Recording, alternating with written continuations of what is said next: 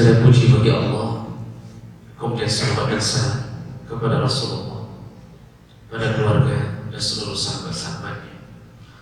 Ya Allah, muliakan insyaAllah Bapak Ibu yang berhadir karena Allah. Semoga kehadiran kita terjaga di sisi Allah Subhanahu wa Ta'ala. Jemaah subuh yang dimuliakan Allah Subhanahu wa Ta'ala, kita masih membahas tentang golongan orang-orang yang berdasarkan ayat dan hadis diharapkan untuk masuk ke surga Allah Subhanahu wa Ta'ala. Dan terakhir yang kita bahas di pertemuan sebelumnya adalah mereka yang mengubah nasab keturunannya atau mengubah nasab ayahnya, atau seorang ayah angkat yang mengubah nasab daripada anak angkatnya. Dan bahkan perlu kita ingatkan sebelum kita lanjutkan, termasuklah perbuatan ini, yaitu para istri yang menjadi sebuah tren memakai nama suami di belakang nama mereka. Kalau itu sudah dipatenkan, maka sungguh ini termasuk mengubah nasab. Jadi sehingga orang tidak tahu lagi siapa nama ayahnya. Mohon maaf, biasanya di kota-kota besar, ibu-ibu, dewi, dharma wanita itu seakan-akan malu ayahnya menempel di belakang namanya. Siapa yang mereka pakai? Nama suami. Kalau mohon maaf, kalau boleh bertanya, tahukah kita hari ini siapa nama ayah ibu Tin? Tidak ada yang tahu, karena terkenal dengan nama Tin Soeharto. Hari ini menjadi tren dan ini berbahaya. Tapi kalau hanya dipanggil Nyonya Fulan untuk mengetahui identitas istri siapa, ini tidak mengapa, insyaAllah. Baik, jemaah mengenal Allah Subhanahu wa Ta'ala. Orang berikutnya yang diharamkan surga, bahkan Nabi menyebutkan jangankan masuk surga, mencium bau surga pun tidak boleh. Dan ini sudah diulang-ulang, kita ulang-ulang di beberapa tempat, dan perlu diulang kembali. Siapakah mereka? Yaitu wanita-wanita yang berpakaian tetapi telanjang. Selengkapnya ini berdasarkan hadis Nabi sallallahu alaihi wasallam, hadis riwayat Muslim. Rasulullah sallallahu alaihi wasallam berkata, "Sinfani min ahli an-nar lam arahuma." Ada dua kelompok di saat aku Isra Mi'raj, aku belum pernah melihat orang-orang seperti mereka. Yaitu maksudnya sifat mereka itu jarang ada. Makanya orang yang dua model ini munculnya lebih banyak di akhir zaman. Siapakah orang pertama? Qaum ma'ahu sibatun ka'aznabil baqar yadribuna biha an-nas, yaitu kelompok orang-orang yang kulihat di tangan mereka ada cemeti seperti ekor sapi. Jadi cemeti cabuk panjangnya seperti ekor sapi. Yadribuna an-nas, mereka suka memukul manusia. Nah ini dulu biasanya pukulan cambuk itu diberikan kepada yang bersalah, bukan suka-suka. Ada ulama yang mengatakan di akhir zaman tidak begitu, salah tidak bersalah. Kadang-kadang kalau kita punya kuasa, kita punya kekuatan, maka kita tonjok manusia, kita hantam, kita pukul, suka-suka kita. Kelompok ini nanti di ujung hadis disebutkan bersamaan dengan keterangan orang berikutnya. Haram menyakiti terutama sesama muslim. Bahkan kita sudah jelaskan, dengan kafir pun tidak boleh kita berbuat semena-mena, kecuali kafir itu kafir harbi, yaitu orang yang memerangi Islam. Yang tidak memerangi Islam, maka haram hukumnya untuk diganggu selama mereka tidak tahu. Jemaah kepada Allah, ini kelompok pertama. Fokus kita pada orang yang disebutkan di kelompok kedua. Kata Rasulullah SAW yang kulihat di waktu Isra Mi'raj di dalam neraka, yaitu kelompok kedua. Siapakah mereka? Nisa'un kasiyatun 'ariyat, yaitu perempuan-perempuan kasiyat. Jadi kasiyat itu berpakaian, tapi 'ariyat mereka berpakaian tetapi telanjang. Rasulullah tidak menyebutkan telanjang saja, karena orang kalau mau telanjang saja secara logika pun tidak diterima akal. Kalau ada orang yang bangga dengan ketelanjangannya, sungguh dia telah kehilangan akal sehatnya. Jadi orang kalau telanjang bulan insya Allah jarang dilakukan, kecuali memang betul-betul sudah kehilangan rasa malu. Nabi tidak menyebutkan telanjang, Nabi menyebutkan perempuan-perempuan ini berpakaian, tetapi gaya berpakaiannya seperti telanjang. Kenapa disebutkan perempuan? Karena Allah Subhanahu wa taala telah menakdirkan yang paling menarik untuk dinikmati adalah tubuhnya seorang wanita. Auratnya, kalau laki-laki ini walaupun seketat-ketatnya, maka sungguh bagi perempuan itu bukan sebuah hal menarik, bahkan menjijikkan. Makanya tidak ada ibu-ibu yang belanja di pasar impres, ada preman turunkan barang dari truk tidak pakai baju, lalu ibu-ibu pingsan seluruh pasar impres. Tidak ada. Tidak ada yang melihat preman tidak pakai baju kemudian mengatakan bahwa Masya Allah abang itu. Tidak ada. Bahkan kalau kita tanya jujur kepada mereka, sukakah ibu dengan mereka yang model begitu? Apa kata mereka? Menjijikkan, luar hati. Tapi Zuyyina lin-nas hubbus syahwat min an-nisa. Allah telah takdirkan yang paling besar syahwatnya adalah laki-laki. Untuk siapa? Perempuan. Jadi syahwat laki-laki ini bertumpu kepada perempuan. Semua cita-citanya, kegiatannya, ujung-ujungnya perempuan. Semua, termasuk yang bicara. Jadi jangan berpikir bapak-bapak saja yang bicara pun begitu. Semua kita dihiasi oleh Allah syahwat terhadap perempuan. Makanya aneh kalau ada orang yang syahwatnya kepada laki-laki. Iblis itu makhluk yang paling dibenci Allah. Tapi jarang terdengar ada keterangan dari Nabi iblis itu suka homo. Tidak. Iblis saja tidak suka homo. Makanya Rasulullah SAW mengatakan, la yakhluwanna ahadukum ma'a ghairi zi mahram. Janganlah di antara kalian berdua-duaan dengan bukan mahram. Kenapa? Illa wasalisuha syaitan. Pasti yang ketiganya adalah syaitan. Jadi yang iblis jatuhkan apabila berdua-duaan dengan yang bukan mahram, yaitu perempuan. Maka iblis datang menjadi yang ketiga untuk membuat mereka melakukan zina. Maka tidak ada hadis janganlah engkau berdua-duaan dengan lelaki, karena jarang ini terjadi dan seharusnya tidak boleh terjadi. Maka cuma Allah SWT disebutkanlah perempuan, karena cukup dengan satu perempuan hadir di tengah laki-laki dengan pakaian yang telanjang, syaitan berhasil membawa 1000 laki-laki ke dalam neraka Allah SWT. Satu perempuan berjalan di tengah keramaian dengan berpakaian tetapi ketatnya, na'udzubillah, maka satu luksmawi itu bisa mengalihkan pandangan. Makanya kadang-kadang yang sudah beristri pun tidak bisa menahan diri kalau yang lewat adalah perempuan-perempuan berpakaian seksi. Dan itu normal selama dia masih bisa memalingkan pandangan kedua.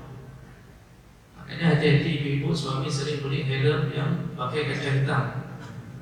Kadang-kadang ada maksud tertentu. Di lampu merah, sampingnya ada perempuan berpakaian seksi. Ibu tidak tahu di belakang. Itu di balik helm itu mata tak kemana-mana.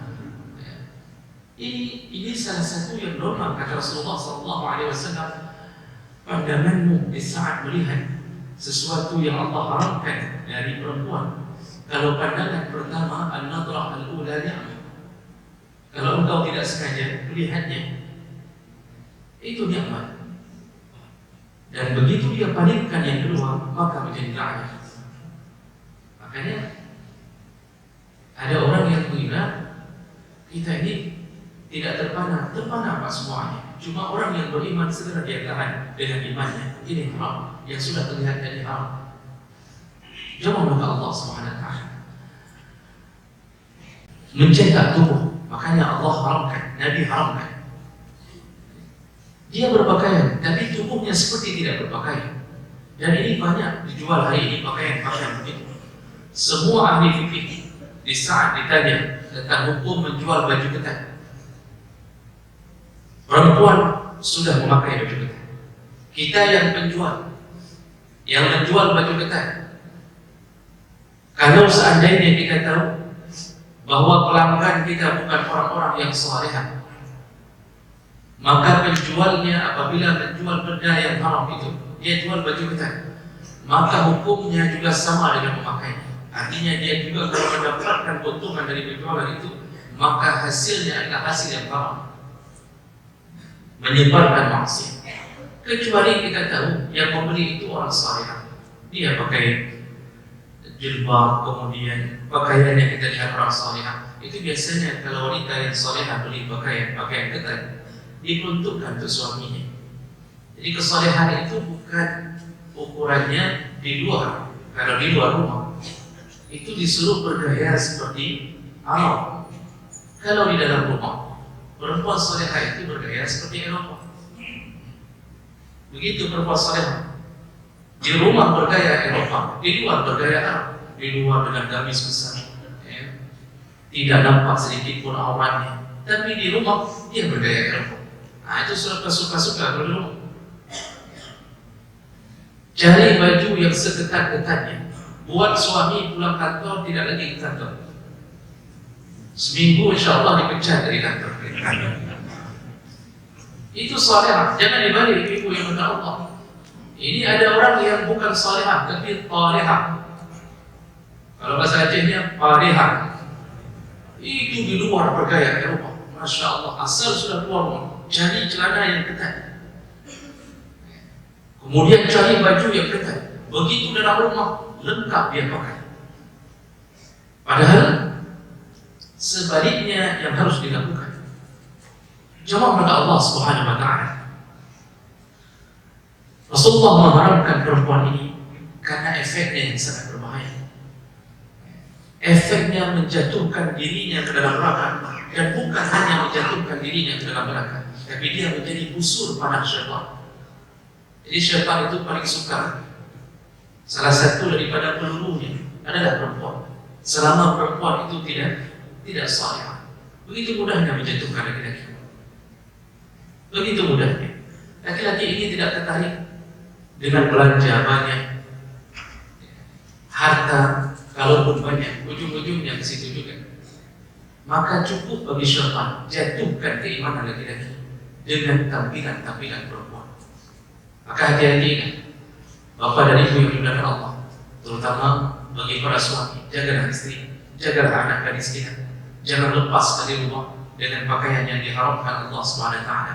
Kalau seandainya mereka bisa keluar rumah dengan celana ketat, baju ketat, maka yang Allah tanya pertama adalah ayahnya. Karena kita tahu kita adalah pemimpin dalam rumah tangga. Allah tanya ayahnya. Maka jangan bangga. Ada yang bangga mengatakan, Masya Allah, ada hidung dan kaki, cukup lega, cantik sekali anak saya, coba lihat, Masya Allah, begini, tubuhnya begini. Subhanallah, dia telah menjerumuskan dirinya ke dalam neraka dengan perantara anaknya. Istri jaga, jangan sampai istri keluar dari rumah juga dalam berpakaian seperti itu. Yang lebih parah lagi, kadang-kadang ada istri yang tidak tahu diri, yang kadang-kadang dia pakai pakaian ketat, padahal tubuhnya tidak sesuai dengan porsi yang ketat-ketat. Ada yang pakai baju ketat, kadang-kadang berat badannya 110 kg. Begitu di lampu merah kita lihat dari belakang, subhanallah, ada 6 lipatan di sampingnya. Kalau orang pakai baju ketat ingin menarik perhatian orang lain, itu dosa besar. Tapi yang model-model begini bukan menarik perhatian orang lain saja, selain dia masuk neraka, juga membuat orang lain merasa tersiksa. Jadi jemaah melakukan Allah, Ini golongan perempuan yang disebutkan tadi tipe pertama. Disambung lagi oleh Nabi sallallahu alaihi wasallam, mumidatun ma'ilat. Ini dalam satu hadis. Jadi ada 3 tipe perempuan yang haram masuk surga. Yang pertama tadi berpakaian tetapi ketat. Kemudian yang kedua mumidatun ma'ilat. Kalau mereka berjalan sengaja berlenggak-lenggok. Kalau berjalan sengaja berlenggak-lenggok. Apa maksudnya? Dia sengaja mengatur gaya jalannya untuk menarik perhatian laki-laki. Mohon maaf, coba lihatlah sebagian baju ibu-ibu LPNS, pinggang dirampingkan, kemudian di belah tengah, di belakang, ada supaya ada ruang untuk berjalan. Padahal roknya sudah ketat. Dan dengan modal sepatu yang berdahak,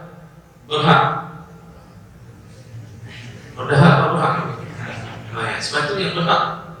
Masya Allah, tak duduk, diatur gaya jalannya sehingga teman-teman sekantor kalau dia datang semuanya memujinya. Masya Allah, Idrana kau umur 55 mantan lagi Imam Gajul katanya. Bangganya dia besok bidari lebih ketat.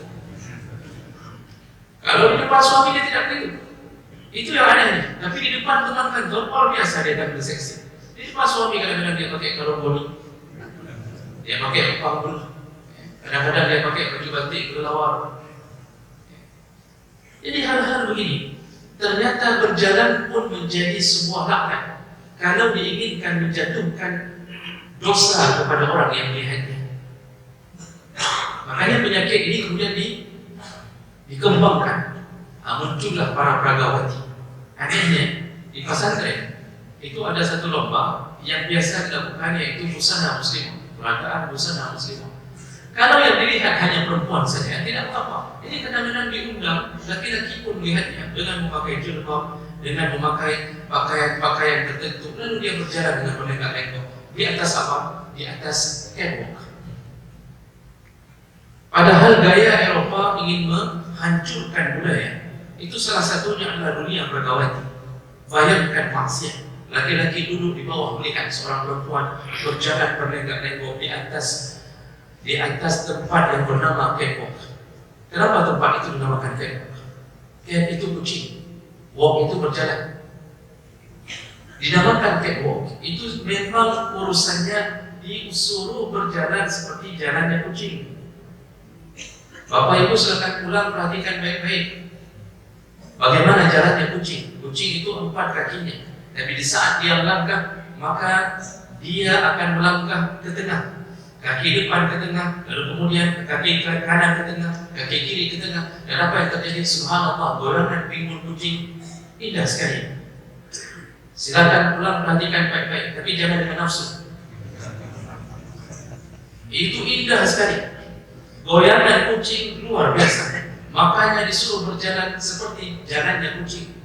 Jadi makanya Pragawati itu kakinya 2, disuruh berjalan ke tengah. Yang kanan angkat ke tengah, yang kiri angkat ke tengah. Maka apa yang terjadi? Di situ dia mencoba meliupkan tubuhnya. Maka semua yang melihatnya jatuh ke dalam dosa. Haram bagi perempuan untuk berjalan dengan gaya begitu. Kecuali perempuan itu memang dilahirkan sudah begitu. Apa boleh buat? Tapi kalau mengatur gaya jalan, ini haram. Berjalanlah seperti biasa. Dan seharusnya pun jalannya perempuan itu dibalik pakaiannya yang besar, yang tidak mengundang syahwat bagi orang lain. Dan kemudian Rasulullah menyebutkan tipe ketiga, warusuhunna ka'asnimatil muhtil ma'ilah. Dan rambut mereka di atas kepala. Maksudnya dimaksud ru'us itu kepala, tapi maksudnya rambut mereka. Mereka buat seperti punuk unta yang miring.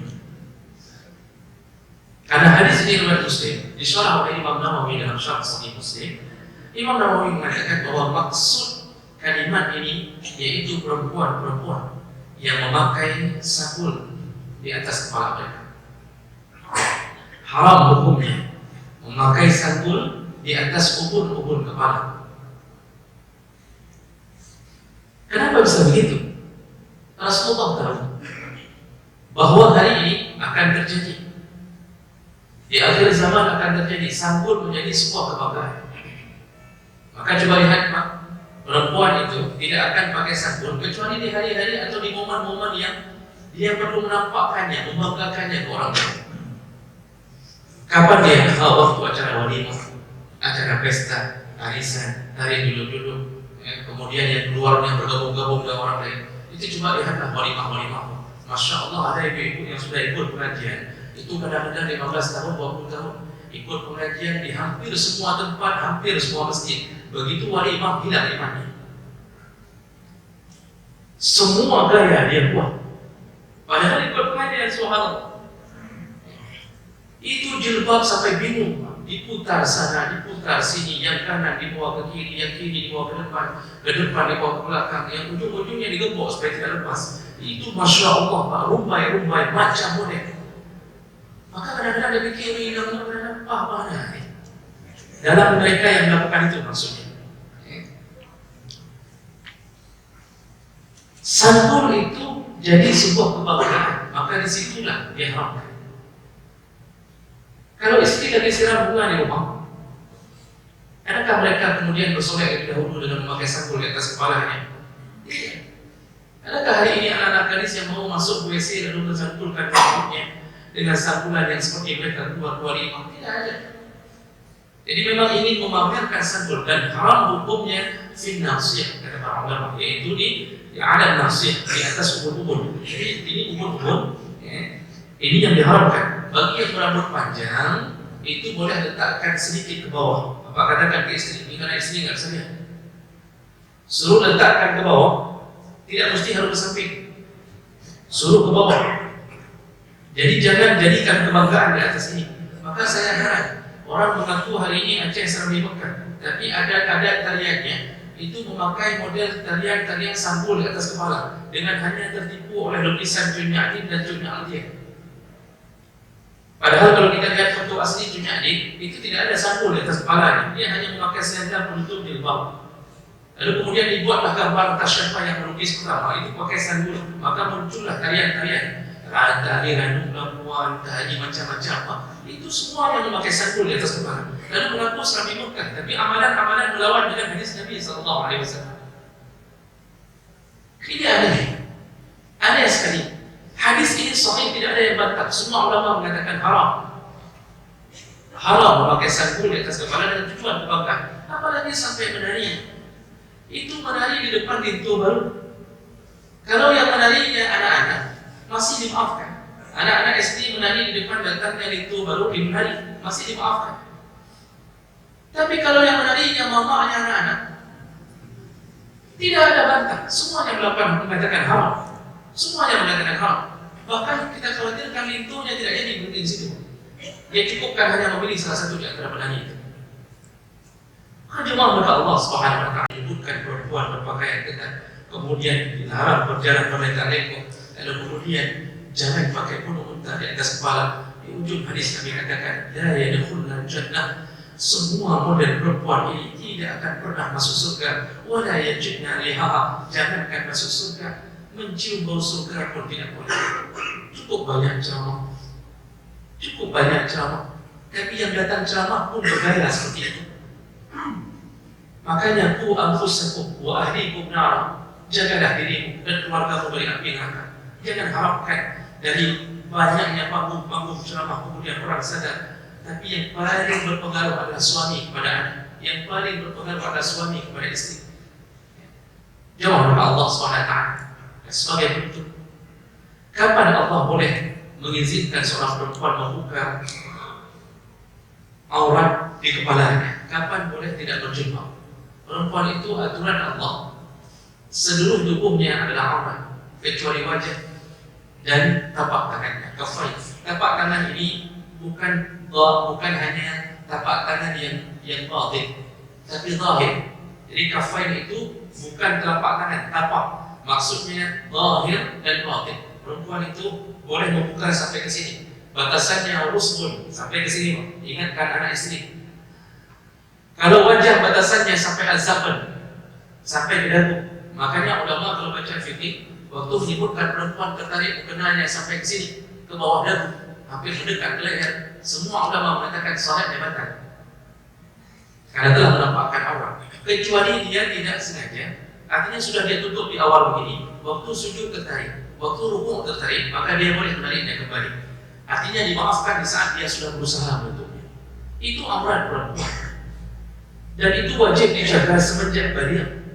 Sampai kapan? Disitulah dalam surat An-Nur Allah Subhanahu wa taala menyebutkan ada perempuan yang dimaafkan baru boleh membuka aurat kepalanya, bukan seluruh tubuhnya. Kata Allah Subhanahu wa taala, wal qawa'id minan nisa'i allati la yarjuna nikahan falaysa 'alayhinna an yadh'ana thiyabahunna ghayra mutabarrijatin bizinah. Kata Allah, yaitu qawa'id, perempuan qawa'id. Qa'id itu qa'ada yang duduk. Maksud duduk, dia sudah terduduk. Kapan seorang terduduk tidak bisa bangun lagi? Kalau sudah tua. Jadi perempuan tua dalam bahasa ulama yang sudah tidak ada haid lagi, la yarjuna nikahan, dia tidak lagi mengharap untuk nikah dan tidak berharap untuk dinikahi. Orang kalau lihat dia tidak lagi berharap untuk nikah dengannya, tidak menarik lagi. Nah, jadi sudah rambut putih, nenek-nenek, kulit sudah mungkin sudah turun. Di saat itu Allah Subhanahu wa taala menyebutkan falaysa 'alaihinna ayyadh'ana thiyabahunna. Maka tidak mengapa mereka untuk meletakkan pakaian mereka. Maksud meletakkan pakaian, dibolehkan membuka jilbab bagi siapa? Nenek-nenek yang sudah tidak menarik lagi. Siapapun datang tidak ada rencana untuk menikahinya, dia pun tidak berharap lagi untuk menikah. Walaupun satu dua terjadi hari ini, ada nenek-nenek yang menikah dengan anak SMA, itu satu dua, an-nadir kal-'adam. Dalam usul fiqh, an-nadir kal-'adam yang jarang-jarang terjadi tidak dianggap. Di situ baru boleh pakai jilbab. Jadi nenek-nenek duduk depan rumah tidak lagi pakai jilbab, dibolehkan. Dengan syarat yang lewat tidak lagi memalingkan wajahnya untuk kedua kalinya. Tapi kalau ada nenek-nenek yang masih segar, masih menarik untuk dinikmati, tetap tidak boleh. Karena ukuran Allah bukan umur. Ukuran Allah adalah la yarjuna nikahan. Orang tidak berharap lagi menikahinya. Ini baru boleh. Selain daripada itu tidak dibolehkan. Tapi kebolehan itu bukan untuk dilaksanakan. Yang sebaik-baiknya adalah ibu-ibu dan anak-anak perempuan bertahanlah dengan pakaian dari Allah sampai sakaratul maut. Insyaallah Allah bahagiakan. Allah bahagiakan di dunia, Allah bahagiakan di akhirat. Dan bagi kita para suami, para ayah, jagalah anak istri kita. Semoga Allah hindarkan kita dari dahsyatnya siksa neraka Allah Subhanahu wa taala. Mudah-mudahan ini bermanfaat. Subhanallahumma wa bihamdik, asyhadu an la ilaha illa anta, astaghfiruka wa atubu ilaik. Wassalamu alaikum warahmatullahi wabarakatuh.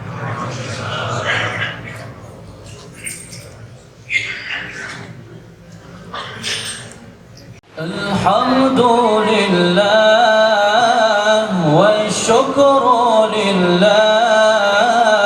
Alhamdulillah wa syukru lillah.